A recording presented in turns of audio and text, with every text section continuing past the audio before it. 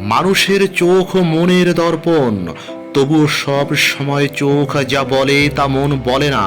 কিছু চোখের সৌন্দর্য নিখুঁত হলেও তার গভীরতায় এক ধরনের অস্পষ্ট দূরত্ব থাকে। সেই নির্মমতা মানুষের হৃদয় ভেঙে দেয়, তাকে নীরব এক শূন্যতায় ফেলে দেয়। যদি তুমি সেই চোখের মালিক হও, তবে মনে রেখো, সেই নির্মমতার আঘাত যেন প্রিয়জনের অন্তর না চূর্ণ করে।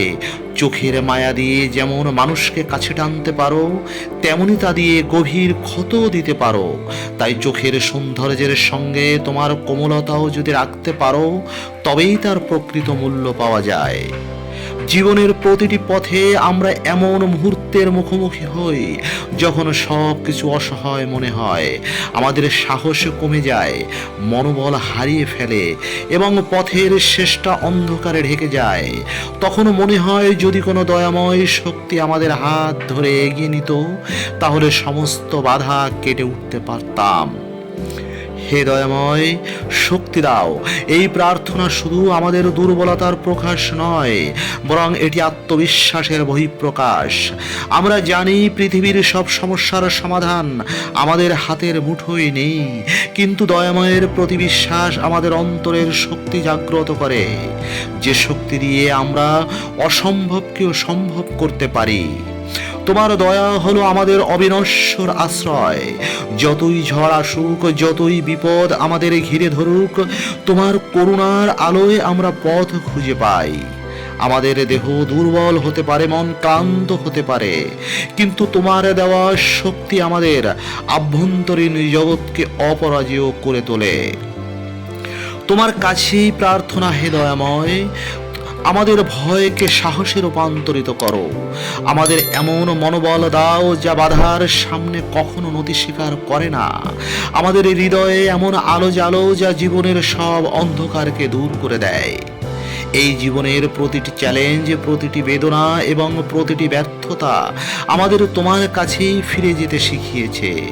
আমাদের আত্মা যেন কখনো তোমার দয়া ও করুণার ছায়া থেকে বিচ্যুত না হয়, কারণ তোমার শক্তি আমাদের চলার একমাত্র অবলম্বন। হে দয়াময়, শক্তি দাও, আমাদের এমন হৃদয় দাও যা ভালোবাসা আর সহমর্মিতায় ভরপুর, এমন মস্তিষ্ক দাও যা সঠিক সিদ্ধান্ত নিতে পারে, এবং এমন অন্তর দাও যা সবসময় তোমার প্রতি কৃতজ্ঞ। এই পৃথিবীতে তোমার শক্তির আলোয় পথ চলাই আমাদের একমাত্র কামনা। মন মানুষের একটি সংবেদনশীল ইন্দ্রিয়। মানুষের মনের গভীর থেকে উঠে আসা প্রতিটি কথা একটি অমূল্য সৃষ্টি। এর কোনো সীমাবদ্ধতা নেই, নেই কোনো রূপ সংকীর্ণতা।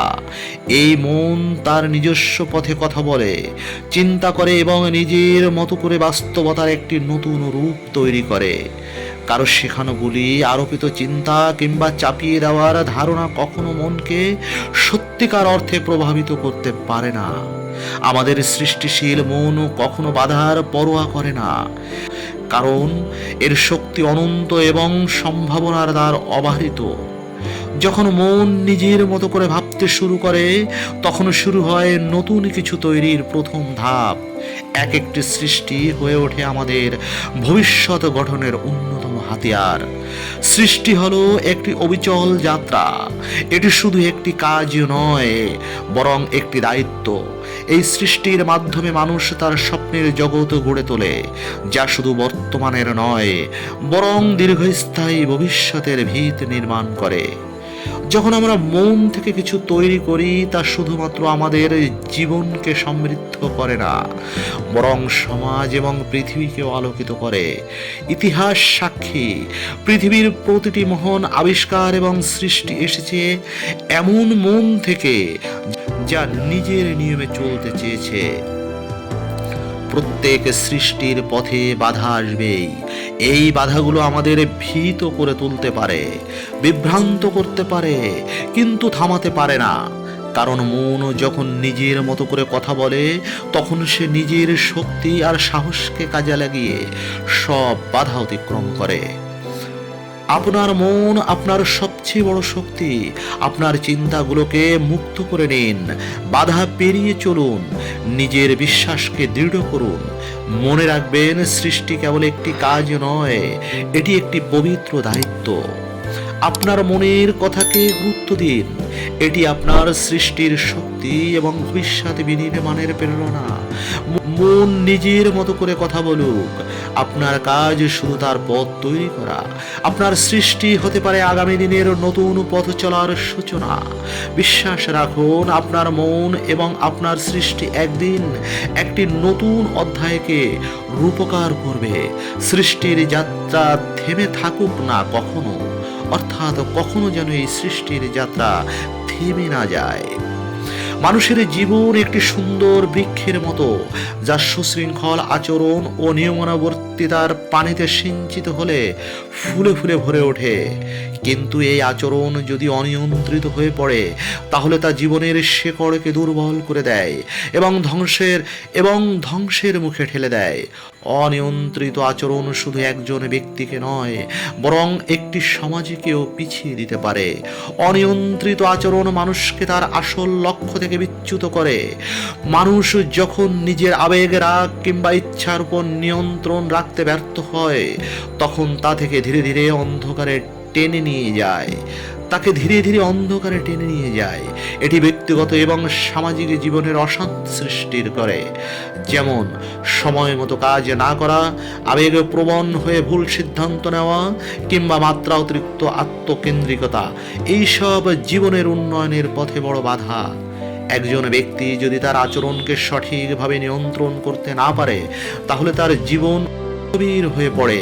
সে নিজের সক্ষমতা এবং সম্ভাবনাগুলোকে সঠিকভাবে কাজে লাগাতে পারে না, ফলে জীবনের অগ্রগতির পথ বন্ধ হয়ে যায়। সুশৃঙ্খল আচরণ মানুষের জীবনের নতুন দিগন্তের সূচনা। এটি আমাদের মনকে শান্ত এবং ফোকাসড রাখে। নিয়ন্ত্রিত আচরণ শুধু ব্যক্তিগত উন্নতি আনে না, এটি একটি পরিবারে, সমাজের এবং পুরো জাতির উন্নয়নের মূল ভিত্তি হিসেবে কাজ করে। এটি আমাদের মধ্যে ধৈর্য, আত্মবিশ্বাস এবং সাফল্যের জন্য প্রয়োজনীয় দৃঢ়তা তৈরি করে। অনিয়ন্ত্রিত আচরণ থেকে মুক্তি পেতে হলে প্রথমেই নিজেকে দুর্বল দিকগুলো শনাক্ত করুন। সময় মতো ঘুমন, খাওয়া এবং কাজের অভ্যাস গড়ে তুলুন। রাগ, হতাশা, উদ্বেগ এগুলো থেকে নিজেকে শান্ত রাখার চেষ্টা করুন। প্রয়োজনে গভীর শ্বাস নিন এবং কিছুক্ষণ ধীরে চলুন। জীবনের একটি বড় লক্ষ্য রাখুন এবং সেই লক্ষ্য অর্জনের জন্য প্রতিদিন ছোট ছোট পদক্ষেপ নিন। মনে রাখুন, আপনি চাইলে সবকিছু নিয়ন্ত্রণ করতে পারবেন। নিজের উপর বিশ্বাস রাখুন।